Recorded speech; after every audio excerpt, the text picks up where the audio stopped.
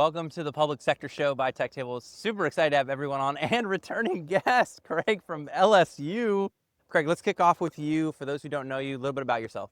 I'm Craig Woolley. I'm the CIO at LSU. I've been there about 5.5 years, and I've been in higher ed IT for about 35 years. Give us a little bit more. You came on last year, episode 197, with some other fabulous customers of Splunk. Tell us a little bit more about your intro. So we very much are looking at standing up SOCs and have stood up a SOC on LSU's campus in a public-private partnership with TechStream. And our students are working hand in hand with TechStream doing managed detection and response services. Lizbeth, for those who don't know you, give us a quick intro. My name is Lizbeth Johnson, and I am the interim Chief Information Officer and Vice Chancellor for Information Technology at North Carolina Agricultural and Technical State University in Greensboro, North Carolina. I'm relatively new to the role. I've been at A&T for a little over a year, and I've been in this role for just over 3 months, I believe. Ron, quick intro. Yes, so my name is Ron Ringgold. I am the Public Sector Chief Information Security Officer at SentinelOne. Prior to coming to SentinelOne, I've spent about 17 years in the federal government, the Department of Defense, and the intelligence community in all things cyber. I'm also prior Army, did IT and cyber in the Army as well. And so now I help state, local, higher ed, finance sector, health sector, and federal government solve some cyber problems. And you also part-time adjunct professor? Correct, yes, Okay. I adjunct on the side as well. I teach a lot of cyber policy, governance, risk compliance at University of Maryland, the global campus. I love that. Okay, so we'll kick off with part one with Craig. Last year, we talked about the $7.5 million reoccurring student SOC that the state of Louisiana and the former governor championed, which is awesome. Walk us through one specific thing today. It's been about 12 months. Tell us about that second SOC that you were telling me about off camera. Yeah, so the process has worked so well. The model that we built did scale so well. We've got it at about 32 higher ed institutions in the state of Louisiana that we decided why limit it to just state of Louisiana institutions. So we are opening up a second SOC. It's called Tiger SOC. And that will allow us to provide these services with students again in the middle of the process to higher ed outside of the state of Louisiana or private industry. So we've got already 9 private industry customers of Tiger SOC. Students, again, are just working hand in hand with TechStream. Students work during the day, Monday through Friday. TechStream is there watching them during the day, but also takes over fully at night and on weekends. So it makes it much easier for us to do this on a college campus where you don't really want students working 24 hours a day. Lizbeth, you mentioned that grief, which is really great. When technical experts move into leadership, that feeling of losing like the identity that you were this technical expert and now you have to become this leader, and they don't teach you leadership. You're really great technically, but it's that kind of, that's tough. Tell us about the moment where you experienced that shift. What were you working on? What triggered that? And what's the one thing that you wish someone would have told you before it happened?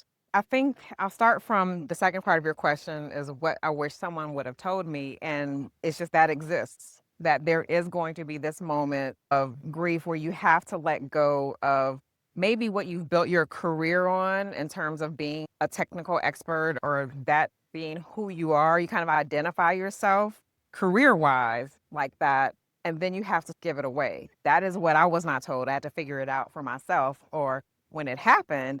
And so it was a couple of roles ago. Before I was in technology leadership before this role when I figured it out, but I was a hands-on leader. A lot of times when you have smaller teams, you get to touch it. You get to upgrade the firmware and make sure that the server is on the right version of the operating system, et cetera. So I was doing that work, even though I was a director of technology because I was on a smaller team. And so when I went to my next role, much larger team, much bigger scope of the responsibilities, much larger campus. So I had people on my team that were already doing those things. And so I realized I can't do that work because I'm taking their job. That's their job. And then plus I don't have time because I have to be thinking about other things. And so that's when I realized, oh, I'm never going to be technical again. Not really, not in my job. It's my team that is going to do the technical work, and I've got to just direct it or guide it or maybe provide suggestions if they need me. But the longer you do that, the less suggestions you're able to offer because you're so removed from the technology. And so that's when I realized, okay, I've got to look at this technology role completely different now. I'm not going to be the technician, if you will, but rather the leader or the director. Yeah, I love that. Just want to jump back to you, Craig. So I experienced this. I coach high school basketball. I talk about it on the podcast all the time. And one of probably the hardest thing for me is when you coach either the JV, typically the JV team, sometimes the frosh, but mainly the JV team, is that those players are only around for a year and then you have to give them away. How have you been mentoring or coaching some of the student leaders to build that pipeline that you've been building? Can you just maybe talk about that coaching and mentorship? So that's part of the whole process we put in place, is to make it easier, one, to onboard a student. So we've got it to where when a student is hired, to the time in which they're on the front lines and fully trained is only 6 weeks, because we know we're going to have lots of turnover. If a student comes in as a senior, which is they have to have a full year left, we at least can get them trained in those 6 weeks and get real experience for them over the next few months before we know they're going to leave. But there's always others in the pipeline, and we've built it to where we want tons of students flowing through this process. Now, we would love them as a sophomore and freshman, because I can't imagine a student 3 or 4 years in this program, the skill set they'll have when they graduate and how attractive they'll be to potential employers. But a lot of it is the process. And we do make sure that the students are working together, so they collaborate a lot in the SOC. So it's not them sitting in their screen just doing theirs. They're working together to build that teamwork and to build the ability for them to work with others in the tech industry, which I think is very important, because a lot of people, if you come up through the technical side, you're used to just being by yourself. And then when you're thrust into a team environment, it's hard to adjust. Yeah, that's actually one of the things that I love about sports so much is the teamwork. Probably communication is probably the biggest thing, at least like on the basketball course, like getting the high schoolers to talk, to communicate with each other when they're on the court. But that's what teams do. They have to communicate, right? And that's what great leaders do. Real quick, can I ask Craig a follow-up question? Yeah. So you mentioned the Tiger SOC that you guys are implementing and doing a managed service provider for other folks in private industry and other colleges. Are you parachuting in and deploying your technology stack, or is it bring your own technology as well and they can integrate with your SOC? So at the moment, we are bringing in our Splunk ES environment that TechStream manages it all for the school. But there is opportunities for other technologies in the future. But right now it's standardized on Splunk. And then the processes are also relatively standardized when it comes to, this is how we can do this at scale and bring it up quickly. So NJIT has joined this program, so they have a SOC now in New Jersey that mimics the ones we have in Louisiana, all, again, trained the same way, brought up the same way, but then they have choices in the school. They could pick what data sources they want, what EDR they want to use, all that, they have that option for. So to me, it's the best of both worlds. Get you up and running quickly. You don't have to recreate the wheel at every school, but then you can individualize it to your taste after that. Awesome. And then from the EDR perspective, are you guys also doing some of the forensics and incident response, or is that going to fall on the school? That we still leave up to the school. So we'll do the detection. We do have some automation if the school allows us to do some automation for disabling accounts and other things. But once it comes to, hey, there's a real issue, we contact the school and they have to handle it from there. Gotcha. Thank you. So just to keep going with you, Ron. So we talked about, so you're teaching cyber policy at the University of Maryland, their global campus, while being, can I go with field CISO? Yeah, you field CISO. Just so short, I like, it's just a short little phrase. So you both see both the academic theory and the brutal reality of cybersecurity. Tell us about one student who completely surprised you. Either they came to class super unprepared and became exceptional, or they had performed perfectly, like in the classroom, or they were just struggling in real scenarios. How did you coach them or teach them or prepare them in the classroom for the real world? That's a great question. And I would say those students that come in not knowing are actually the best students. Because what I've seen is when you get people who actually have the practical experience in real world, whether they're working in the DoD or they're working in the federal government, and when they're coming into an academic class, they're bringing the bad habits that they've actually learned on the job. Because what you learn on the job is how to circumvent a lot of your compliance requirements, a lot of the government's requirements. And so they bring that to the class, and then they struggle with learning the textbook answer or how to respond from the way that they want you to do from actually the syllabus and the class structure. So I would say those folks that actually come in who are either prior service or worked in the government as contractors or government employees, I've seen them actually struggle picking up some of the more textbook answers and answering it the way that they want you to with the curriculum versus what you do on the actual job. I've done a lot of different episodes on cybersecurity over the year. We've got 200 and something episodes out there.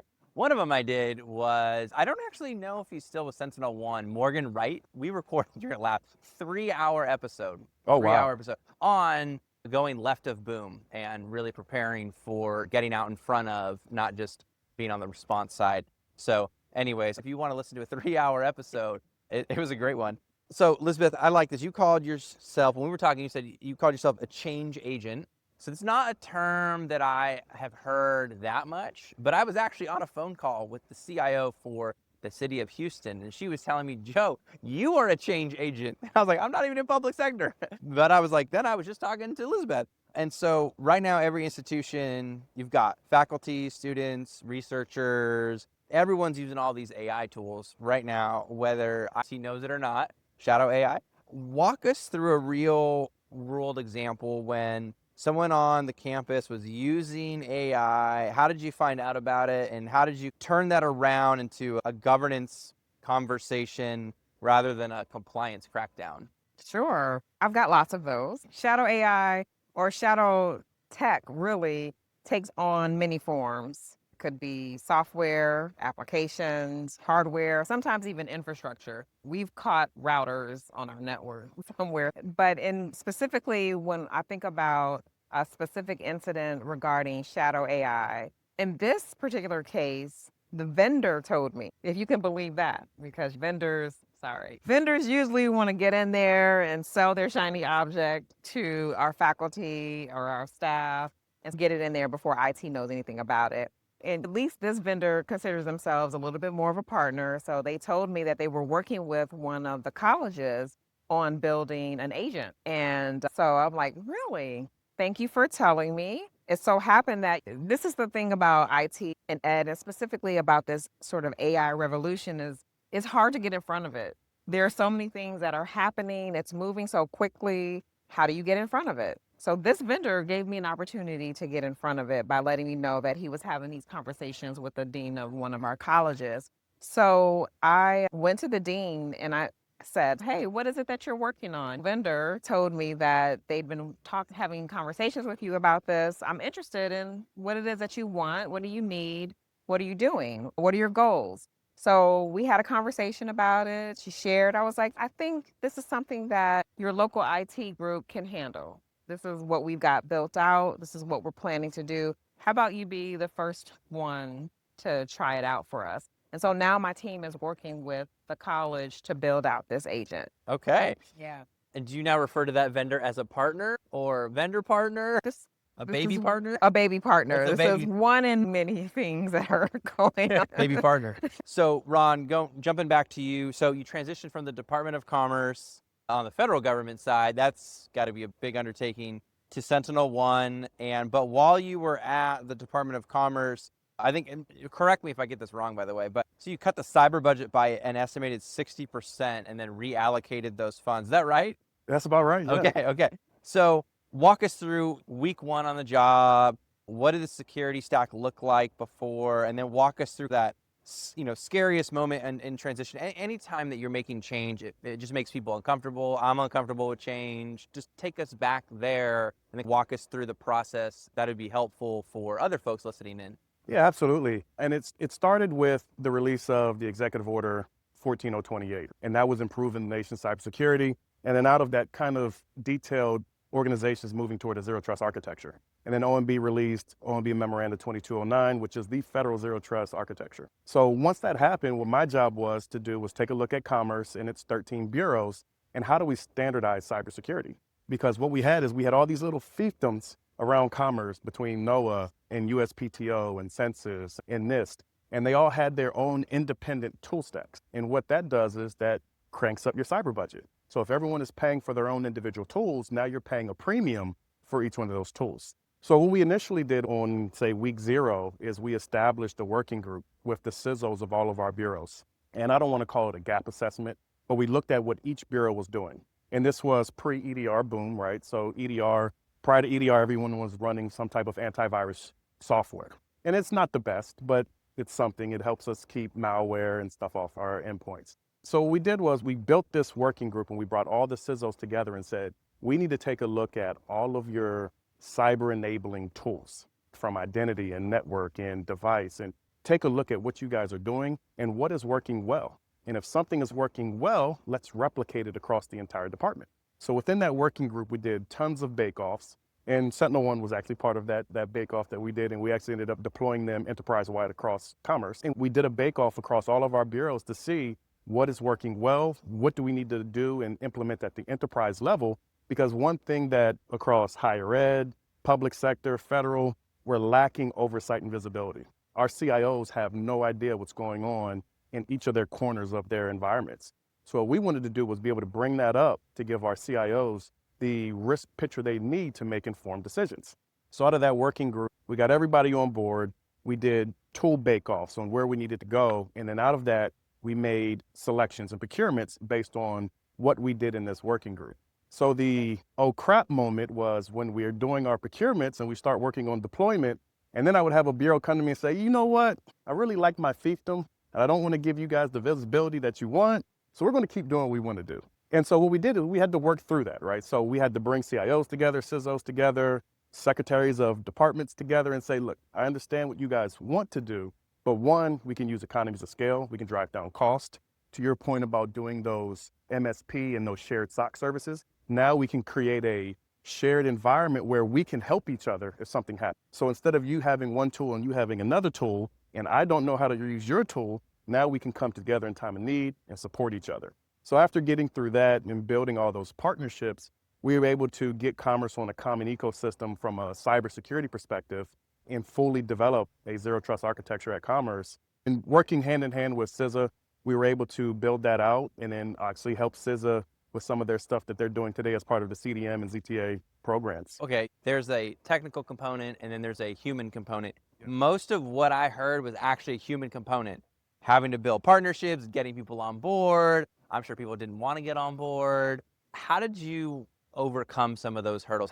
Ultimately, it's going to be about all those relationships that you had to go build. How did you go out and go build those relationships? So it was honestly doing just that, working with each of those bureaus to understand what their hesitation was and how can we work through it. If it was not understanding what the tool stack was, getting them extra training, getting additional professional services, having some of our other bureaus actually assist them if they were, say, short-staffed. If, say, some of our larger bureaus had more IT professionals, we would then borrow some of them and help them with their deployment. So it was just giving them that level of comfort that we're not taking something away from them. We're actually going to increase your cyber maturity, give you better tools that are going to cost less, do more, and be more efficient. And oh, by the way, we're not going to leave you hanging and do it on your own. We're actually going to help you.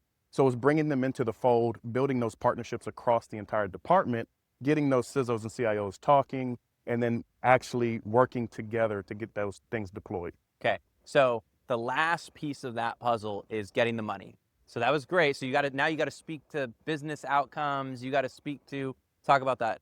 So it's a little bit different on the federal side. So getting the money for me was more so doing a forecast of how much it was going to cost over the next 3 to 5 years.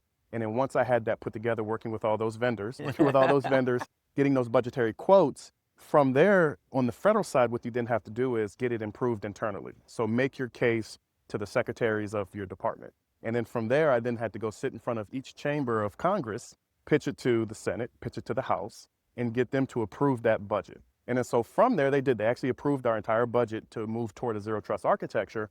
And then we started carrying out. And right now at Commerce, I believe they're on year 4 of implementing their ZTA strategy. So the budget process is a little bit different than the federal side. It's a little bit more involved, a little bit more red tape to jump through. But we were able to do it. We were able to carry out those procurements, leveraging the CISA Continuous Diagnostics and Monitoring Blanket Purchase Agreement through GSA, which actually streamlined a lot of those procurements. And we were able to start deploying. I love that. So I've got a story for you before we're going to jump back to Craig. So I've actually been to the GSA building. Yeah, on the rooftop. It looks out on the White House. That's right. Hey, shout out to my guy Samuel Navarro, who used to work and lead a team at the GSA. So you probably saw the Commerce Building. We're actually right across from the White House. Oh, nice. Yeah. It was the rooftop was gorgeous to look out, and you're like, oh, there's a sniper over there. And yeah, it's pretty cool. So Craig, you deliberately built the student-powered model, not student-run, because the 24/7 monitoring with college kids would probably be a nightmare having them run that. So tell us about a security incident that happened outside of business hours. How did the TechStream partnership handle it, and what role did automation play? You've kind of mentioned a little bit about this, and what would have happened if you had tried to staff that moment with students alone? Yeah, so our model does have it to where TechStream is technically 24/7. So they do have people watching and helping us 24 hours a day, 7 days a week. Where the model has its benefit and cost reduction is during the day when our students are working. TechStream lowers the amount of staff they've got, which then lowers our price because they're expecting our students to do a lot of the work, which they have been. Our hope was students would be able to do half the incidents that come in a day in a 24-hour span, and they're at 40-something% right now that they're able to do. So if something happens at night, it's a TechStream analyst who's equivalent to what our student analysts are, the on-the-ground people who are watching first. And then they told me about once a week, they have incidents that they've got to do something about, and they might contact the school. They'll escalate it up higher up in TechStream, and then they contact the school to say, you've got an issue. And then when they find that, which we'll talk more about the neighborhood watch, but when they find that, they're also looking across all the entities participating, including the ones out of state, to make sure they don't have that same risk in their environment, and then proactively reaching out to those schools if they do have that risk. So that has worked well after hours, and during the day, students, same thing. Students see something that looks fishy, they can escalate up through TechStream during the day even to do that. So the model has worked very well. Still gets our students that experience, but for me, most importantly, it's reducing our cost to deliver this. So not only training the students, but it does save us money by having them do it sometimes instead of TechStream. Yeah, that's great. I just want to, in the words of my friend Ryan Murray, State CISO in Arizona, I got you, Ryan. I want to double click on what you said. The neighborhood watch. Tell us a little bit more about that across the 20 plus schools. So the neighborhood watch is a concept, again, we developed with TechStream using Splunk SOAR across all the entities. Even though each school gets their own ES stack, they're all connected via SOAR. And if a student, let's say NC A&T now, who's participating in the program, if a student in New Jersey finds a threat that's attacking them, within 10 minutes of them confirming that this is an actual attack, it can set off alarms across everybody to have everybody's firewall automatically block that threat without the school even having to know if they choose to have the automation. They can also just say, notify me, and we don't trust the automation yet, so just notify us. That all happens. So the more we have in this program, the safer we make everybody, because we're all looking out for each other at the end of the day. And that has worked very well. So I guess I'm thinking you've got automation, and then I've got to bring it up on every podcast I was paid to, AI. I knew you were going to say that. I knew that was the next words out of you. So where's LSU on that journey? Is it real for you? Is it being deployed? Are you looking at it?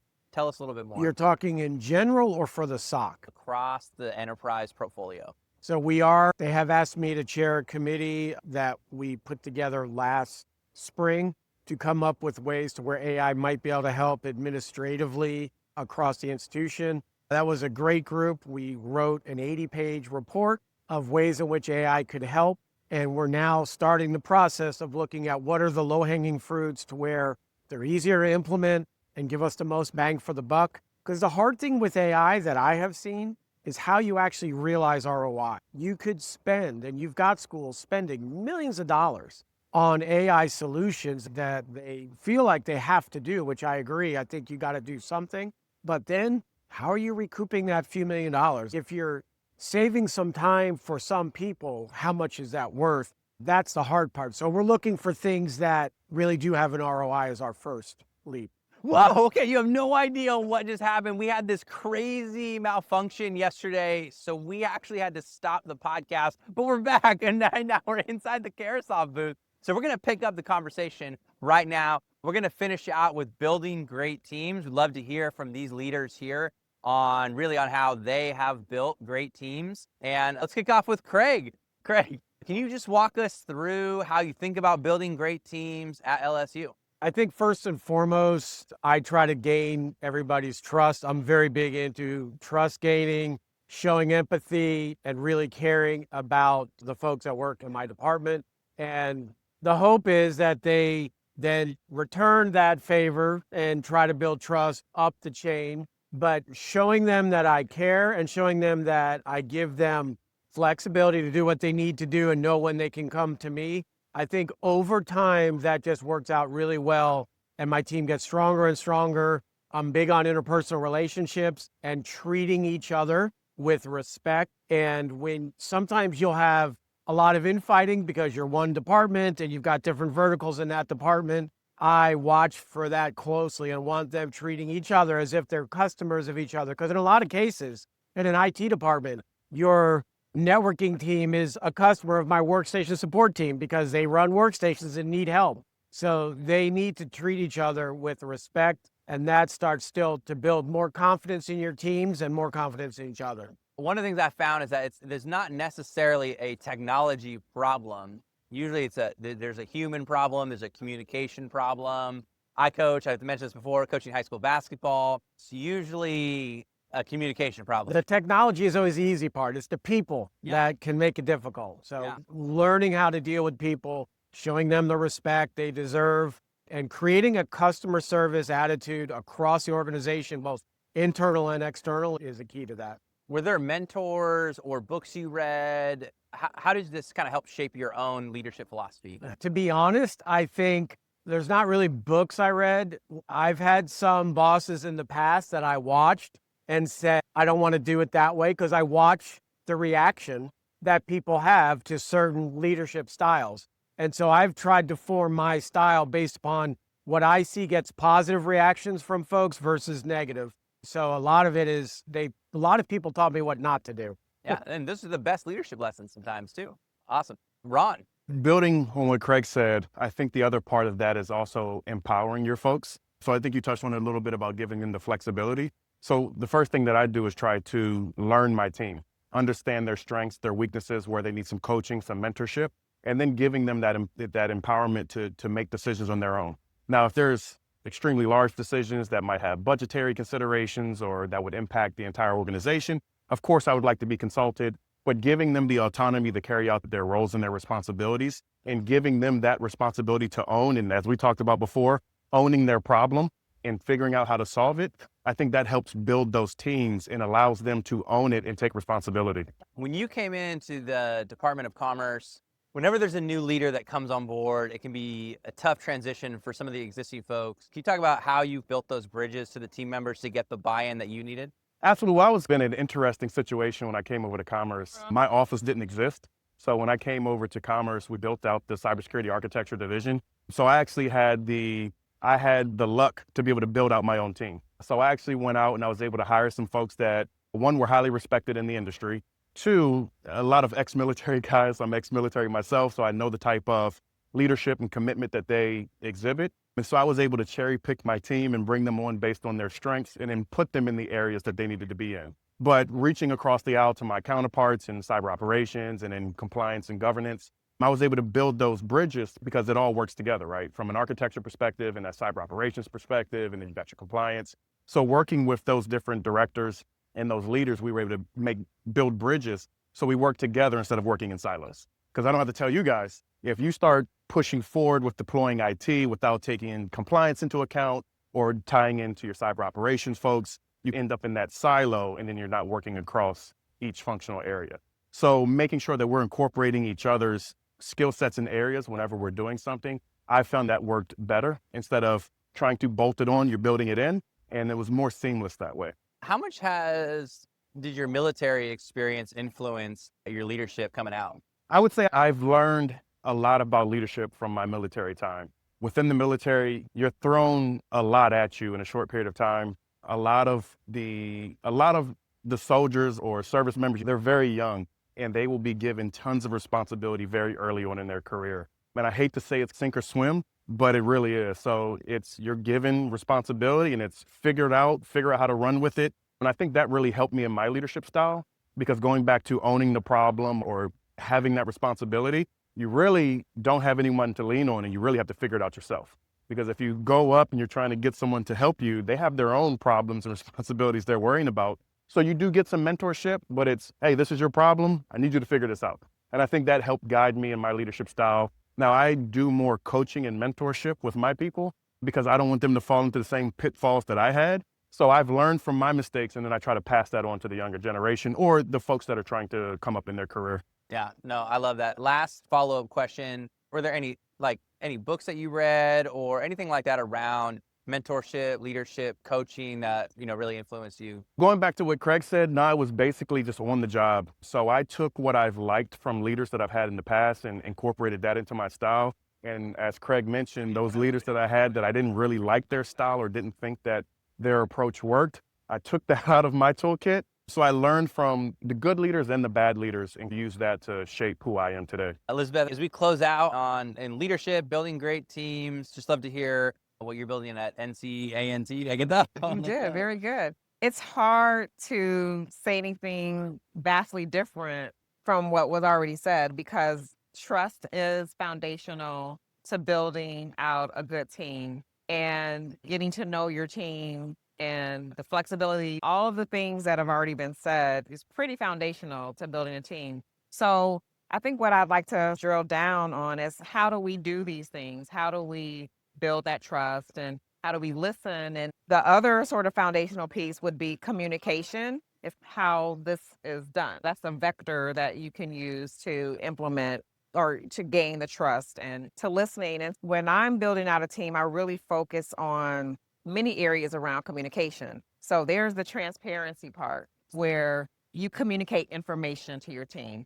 And so when you communicate what's happening and what's going on, so they're not left in the dark, they're in the know, if you will. They know what's happening and they don't feel blindsided by decisions that have been made. So keeping them informed is one way that I've used communication to build trust with the team. Another thing is listening. So I don't have to say that again, but making sure that it's like I have an open door, open calendar policy. I tell my team, hey, if I have a time on my calendar that's available, feel free to take it. But that's how we schedule meetings these days anyway, is through using our calendars. So open door, open calendar sort of policy. So I make sure my team knows that they can come and talk to me when they need to. So that is another way of communication. And another way is transfer of ownership. And it goes a little bit to what you were saying about enabling and empowering your team. My meetings, my one-on-ones, the agenda is not mine.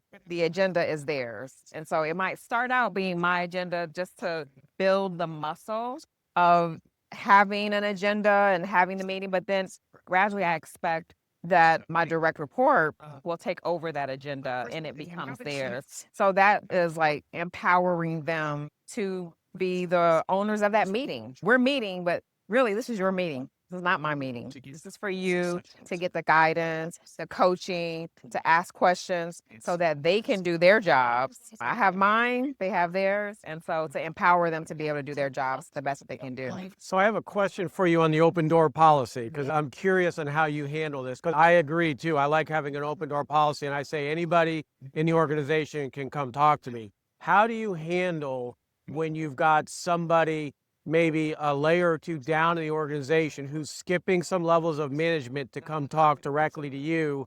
Have you had, because that does ruffle some feathers and has in my past where managers say, I don't like that they're talking, why are they not going through me? And I'm curious on how you've dealt with that, if you've had to deal with that. So I have two comments. One, I don't have a lot of people coming to me skipping a level because they're complaining. No, that's not really why people come to me, is to complain. It's for some other reason, or they just want to talk, or they want some more information, or they're just checking in or informing me of the things that they're working on. But couple of occasions where it does feel like it's skipping. I just say to them, you'll have to talk about that with your supervisor. Thank you for sharing it with me. Talk about it with your supervisor first, and then if it needs to be escalated, then we can escalate it. But just trying to make sure that the supervisor is looped in and that the staff member knows that it's the supervisor who has like ownership over whatever the grievance is, as opposed to me having that ownership. So it is tough. Luckily, I don't get a lot of people that come to me with complaints about. Yeah, and I think I've had a similar situation. If they do skip levels of management, I do say, can I bring this to, I want to bring it to your supervisor. Unless what you want though is everyone to be able to feel like they've been heard. And if they've got some issues that they're bringing to their supervisor who's not then bringing it up the chain and they feel like it's not going anywhere and they feel like they have valid points, that's the reason for having it in place, is you do want to give everybody that opportunity. And in those cases, you can say, I'm going to bring this up with your supervisor at our next meeting. Is that okay with you? Or things like that. So sometimes some of these things just happen when they happen. You can't plan for them. You can't train for them, because these situations are unique. And all of the things that we've been talking about in terms of how we're leaders and how we build good teams, those are the skills that just translate into these situations that are unexpected. You already have the foundation of what it is to be a good leader or how to lead a team. And so you just have to rely on that when you get these situations that you haven't seen before. So yeah, I just think it's the skills of the leader. So I've actually had that happen to me before. So I've dealt with it in two different ways. One, where I would have some subordinates that were under another leader come ask me if they could talk to me. And my first question always to them is, have you talked to your supervisor about this? And if the answer is yes, then it's okay. Well, then if there's some follow-up that you need, then yes, we can talk about it. If the answer is no, then you need to start with your immediate supervisor before you bring it to me. But I've also had it where someone has skipped me and gone to my boss, and then it comes back down. And then that's where some training comes in with, hey, the way the communication, yes, we all have open door policy, but if you're not following that chain of command and bringing the problem to the right person first, that right level, and you're skipping levels to bring up a problem that maybe your immediate supervisor can solve, then let's talk about this. Let's get you some training on how we can help you and empower you to solve that problem before you skip a couple levels and take it all the way up to the top. And by the way, I don't want you to be out there on your own. That's happened to me also, where someone has skipped me to forge a complaint about something. So you're not on your own on that one. And I think too, having alignment with your boss makes it really easy. Even with, like, in marriage, my 7-year-old, he'll start to test. He'll be like, he maybe talked to mom says no, comes to me, and I'm like, yeah, sounds good. And Jamie, my wife, will be like, no, I told him no. And or he'll do it the other way around. And it's the same thing. It's like, Jack, mom and I are aligned. You need to know that. There's not any backdoor, like, I want to get this Lego set so bad, but it just applies everywhere. But I think it's a great opportunity to coach, to mentor, both on the alignment. I think too, not everyone uses like military language, but like chain of command. That really resonates with me. I've read a bunch of military history and books. And I think there's so many great lessons in there that apply to IT, because if the team isn't together, it's just going to fall apart pretty quickly, and then things get messy. And so that's why leadership is so important. And we talked about this on the podcast all the time. And I tell leaders, just don't like gloss over it. Like, you say communication, and you're like, oh, we talk about communication all the time. But I'm like, no, it's like really difficult to do when communication breaks down. People's feathers are ruffled. How do you handle that? I'm a big Jocko fan, so now I've got to submit my ego, and like, I could go on forever. I love leadership. I think it's I love seeing it playing out with high school kids and then adults too. Oh yeah. So I think adults are just older versions of high school kids. And I would say or middle for sure, and all of the above. I would say adults are harder. Adults are much harder. I think the kids, we didn't talk about this, but kids are pretty teachable, which is great. So we sometimes lose that as an adult. So anyways, thank you all for coming on the Public Sector Show by Tech Tables. And I'm going to see you next month. Yes, so awesome. So excited. In Raleigh, North Carolina. Thank you for coming on the show. Absolutely. Thank you. Absolutely. Thanks for having us.